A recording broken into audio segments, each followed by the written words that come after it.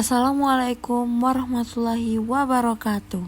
Halo semuanya, perkenalkan saya Kesya Sakina dengan NIM 23161420111052 dari kelas B S1 Keperawatan, dosen pengampu Bapak Afrian Wirahadi Ahmad SEM SCAK. Saya dari Universitas Muhammad Nasir Bukit Tinggi. Jadi, kali ini kita akan membahas tentang Muhammad Nasir dan dakwah Islamiyah. Baik, silakan menonton. Oke, lanjut. Yang pertama, Muhammad Roem pernah berkata, kecermatan dan ketelitian Muhammad Nasir dibangun karena kebiasaannya mempelajari Al-Quran dengan teliti. Bahasanya dihargai dan dipuji orang. Kedua, Muhammad Hatta berkata, ada sesuatu ketika Soekarno tidak mendatangi penjelasan resmi yang telah disusun oleh Muhammad Nasir. Yang ketiga, Muhammad Nasir lebih menitik beratkan uraiannya tentang dakwah bil hikmah. Ini bisa dibaca lebih lanjut dalam buku Fir'aun Dakwah. Oke, lanjut. Dengan mengutip pendapat Muhammad Abduh dan Muhammad Nasir berkata bahwa hikmah itu adalah memahamkan rahasia dan faedah tiap-tiap sesuatu. Yang kedua, hikmah adalah pengetahuan yang tinggi untuk menggerakkan kemauan untuk melakukan sesuatu perbuatan yang bermanfaat. Yang ketiga, Quran Surat Al-Baqarah ayat 269, wa man yutal hukma fakah utia khairan katsiran wa ma yazakaru illa ulul albab. Siapa yang diberi hikmah, sesungguhnya dia diberi kebaikan yang banyak, dan tidak ada yang dapat mengambil pelajaran kecuali orang yang berakal sehat. Yang selanjutnya, hikmah bisa disebut juga dengan wisdom. Wisdom adalah kebijaksanaan atau filsafat. Oke, setiap kata adalah dai, menyampaikan informasi atau berita benar sesuai dengan latar belakang ilmu pengetahuan kita. Yang kedua, apapun aktivitas kita, maka kita sedang berdakwah baik di dunia politik, pendidikan, berdagang, bertani, beternak, dan aktif di kantor. Selanjutnya, Muhammad Nasir selalu memulai uraian tentang dakwah beliau dengan mengutip Quran Surat Al-Imran ayat 124.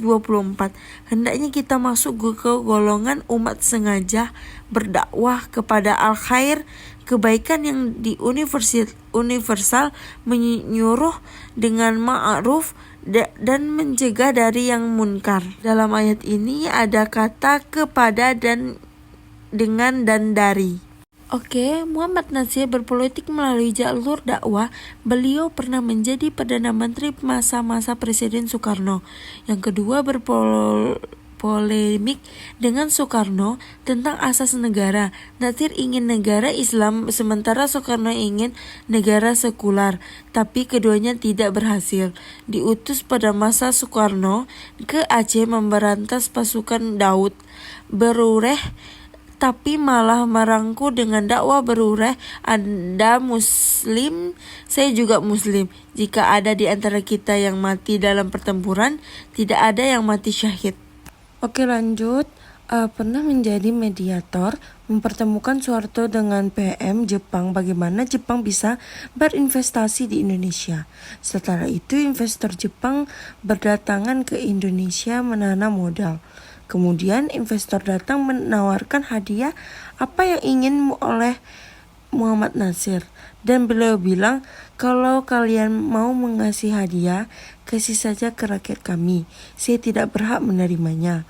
Saat pulang ceramah seharian, para dai terpencil yang kebetulan sedang ada di Masjid Al-Furqan, kota besar Dewan Dakwah, langsung mereka keluarkan amplop yang berisi uang sebagai penceramah dari kantong celana dan bajunya, dan langsung dibagikan ke mereka yang terlihat berada dan dilihat berapa isi amplop tersebut.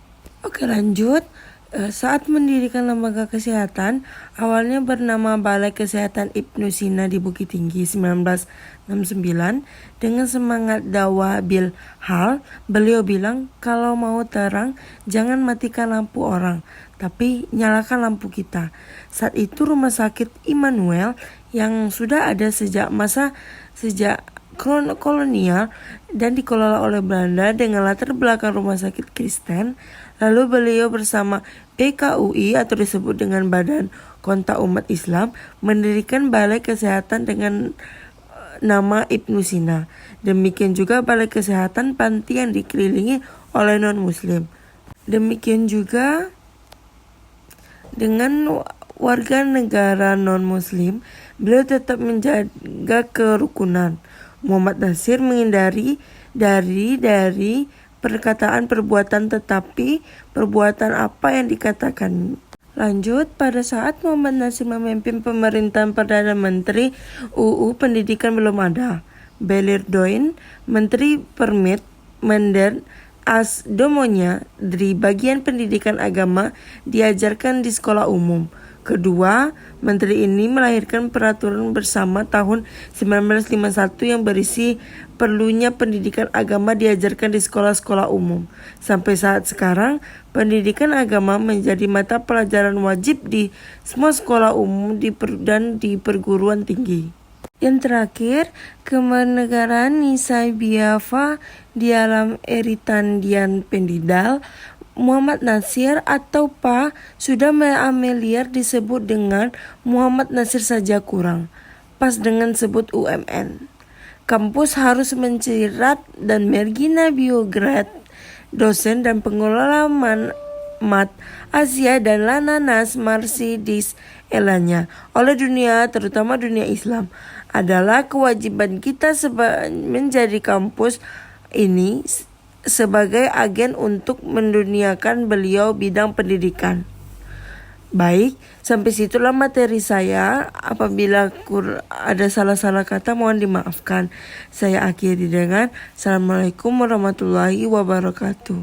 Selesai.